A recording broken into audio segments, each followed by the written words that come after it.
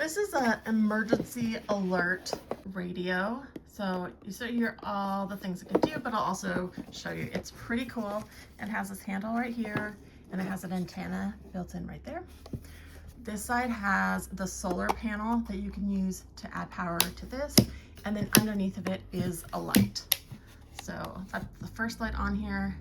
I tried it in a dark bathroom. It brightens it up really nicely. There's also a place for batteries if you want to add batteries to the pack. That's one side. On the other side, we got the radio. If you turn volume on, being a million.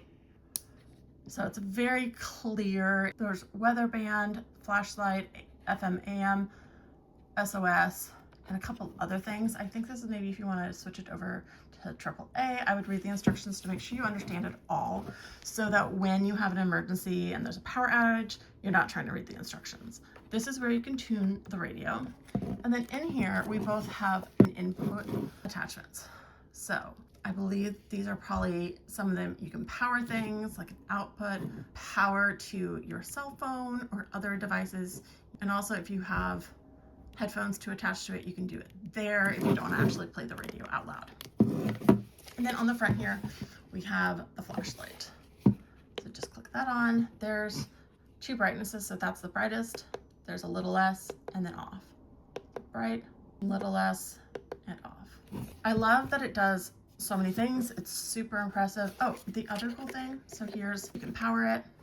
So if you don't want to plug it in or there's no solar power, you can just crank it like this. So there's so many ways to power this thing that you will be able to just keep it on power if you need it. It does come with a USB-C cord. The hand crank on the bottom, it says at a speed of 2 laps per second, it'll generate 650 milliamps of electricity to charge the built-in 1200 milliamps chargeable battery.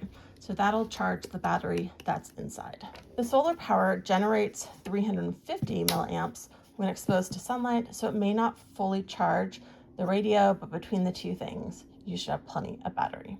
So if you switch this over to the WB, that's for the weather band. And let's turn on, see what we get. It says to choose one of the 7 bands to find your local weather station, but it is a service that's not available in all states. Upstream of Kishnell details, at 3:02 p.m. Saturday, the stage was 21.2. We're actually having some stormy weather this weekend, so this could be really helpful if the power goes out in our house. So if you need to, the SOS will activate the alarm and flashing red light. Hold and press the SOS button for 2 seconds, and it'll set the SOS mode.